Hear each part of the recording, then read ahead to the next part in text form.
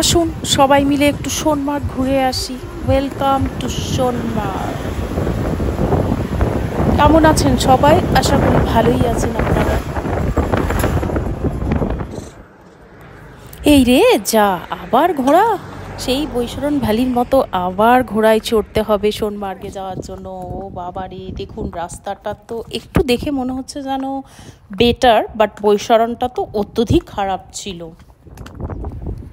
এখানেও ঘোড়ার রেট বেশ হাই বৈশরণের মতো, আপনাকে অনেক দরাদরি করতে হবে। শেষ পর্যন্ত আমরা 1000 করে এখানে দুটো ঘোড়া দুজনের নিয়েছি। ঘোড়ায় চড়া বেশ ভালোই লাগছে। সোনমার্গে আমরা যাচ্ছি বরফের খোঁজে। আর এখানের রাস্তাটা আগেই বলেছি আমি অনেকটা চওড়া এবং অনেকটা বেটার বৈশরণের থেকে। তো ঘোড়ার উপর চেপে একটু অদ্ভুত লাগছে, ওকে চালানোটা শিখতে হচ্ছে আর কি। দেখা যাক, বলছি খুব একটা বরফ নেই বলছে, কি দেখতে পাই ভালো কিছুর আশায়। কিছু না দেখতে পেলেও আমার মনে হয় একটা গ্রিন একটা কাশ্মীর এখন জুলাইয়ের, এটা ভীষণ সুন্দর আমার মতে বলে। তো ভিউয়ার্স, এখানে ওই বলছে সত্যে পে সত্তা মুভি শুটিং হয়েছিল, আমাদের এই যে গাইড ছোট্টু বলছে। তো এখানে তো কাশ্মীরে তো ম্যাক্সিমাম বলিউড মুভি শুটিং হয়ে থাকে, এটা আমরা সবাই জানি। তো এটা কেন হয়েছে সেটা দেখুন আর কি, মানে লিটারালি এটা একটা প্যারাডাইজ অন আর্থ, ভূস্বর্গ যেটাকে বলা যায় আর কি পৃথিবীর।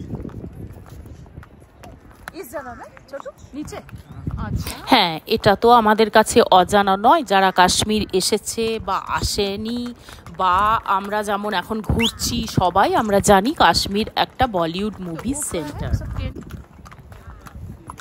এইরকম সুন্দর বরফে চূড়াগুলো ঢাকা রয়েছে পাহাড়ের, আর চারপাশের যে গ্রিন সৌন্দর্য, তার সাথে এই যে পাহাড়ি একটা সরু পথ চলে যাচ্ছে, সেই পথ বেয়ে এই ঘোড়ায় চেপে যাওয়াটা সত্যি গল্পের থেকে কোনো অংশে কম নয়। এই যে আমরা এবার এসেই গেছি, আর একখানা সিনেমার শুটিং হয়েছিল এখানে, এটার নাম তেজাস গ্লেসিয়ার, সোনমার্গ। বরফ পেতে গেলে আরও মোটামুটি ঘন্টা 1-2 পাহাড়ে চড়ে যেতে হবে বলে আমাদের ঘোড়ার গাইড বলছে, এবং খুব একটা বরফ এখন নেই, এটাই সত্যি। সোনমার্গে আমাদের যদিও একটা নাইট স্টে ছিল, বাট একটু প্রবলেম এসে গেছিলো, যার জন্য আমাদের নাইট স্টেটা ক্যান্সেল হয়েছে, এবং এখন আমরা শ্রীনগর থেকে সোনমার্গ ডিরেক্ট এসেছি। আপনারাও সেইভাবে আসতে পারেন, 1 ঘন্টার মতো জার্নি। আর আমাদের একটা ফিরে যাওয়ার তাড়া আছে, তার কারণ হচ্ছে অমরনাথ যাত্রার জন্য অনেক রেস্ট্রিকশন আছে, দুপুর 2টো পার হয়ে গেলে ওরা বন্ধ করে দেবে। ঠিক আছে, তারা তো জানেনি, যারা এখনও যাননি, ঘুরতে আসেননি কাশ্মীর, প্ল্যান করুন, এরা অবশ্যই সোনমার্গ আসবেন। এই প্রাকৃতিক সৌন্দর্যটা ভীষণ সুন্দর। শ্রীনগর থেকে গুলমার্গ, সোনমার্গ সব একসাথে প্যাক ট্যুর হয়, ওগুলো প্ল্যান করে আপনারা অবশ্যই আসবেন। আর আমি যেভাবে ট্রাভেল করেছি সেটা আমি পরে আপনাকে জানিয়ে দেবো, যদি কারো ইচ্ছা থাকে কমেন্টে আমাকে জানাবেন, আমি শেয়ার করব।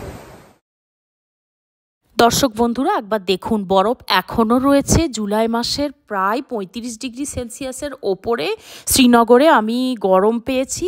তার মধ্যেও যে এতটা বরফে ঢাকা পাহাড় আমি পাবো সোনমার্গে আমি আশা করিনি, এটা আমার কাছে অনেক পাওনা। আর চলুন এই পাশে চারপাশটা দেখিয়ে দিই, আপনারা দেখুন, এটা ভালোই লাগবে। দেখছেন কি অপূর্ব সুন্দর।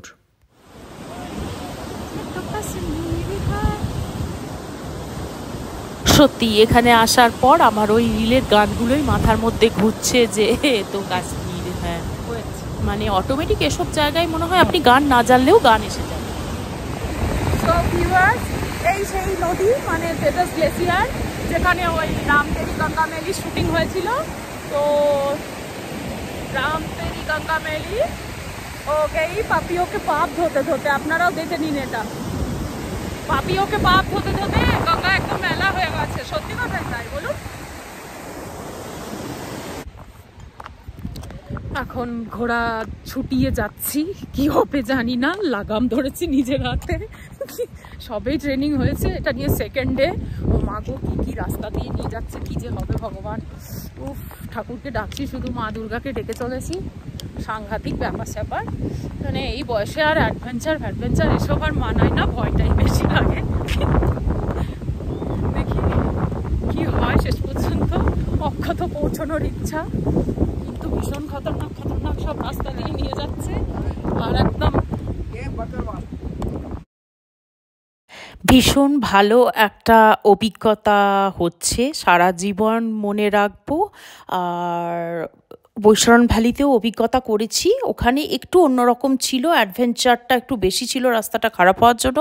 এখানেও অ্যাডভেঞ্চার আছে, বাট রাস্তাটা অনেক অনেক ভালো লাগছে, তো ভয়টা কম লাগছে বলে নেচারটাকে অনেক সুন্দর করে এনজয় করতে পারছি।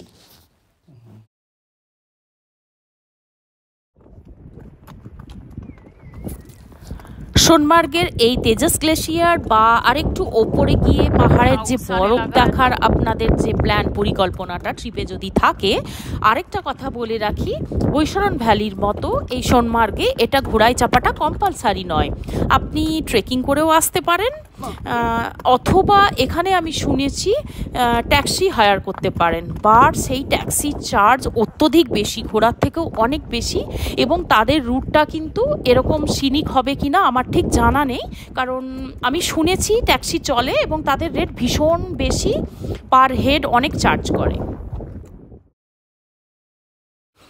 এবার আমরা তেজাস গ্লেসিয়ার আর পাহাড়ের বরফ দেখার পরে ফিরছি, একটু তাড়ার মধ্যেই আছি, কারণ আমাদের যে ট্রাভেল গাইড আছে উনি বলেছেন, মিস্টার গুলাম, যে 2টোর পরে ওরা রাস্তাটা ক্লোজ করে দেবে, তাই জন্য আমাদেরকে তখন আর শ্রীনগর যেতে দেবে না। কিন্তু আমাদের তো শ্রীনগরেরই হোটেল বুক আছে, এখানে কোনো বুকিং নেই, তো আননেসেসারি ঝামেলায় পড়ে যাব, সেই জন্য একটু তাড়াতে আছি। আরেকটু উঁচুতে আরও বেশি বরফ না দেখতে গিয়ে আমরা এখন ফিরে যাচ্ছি।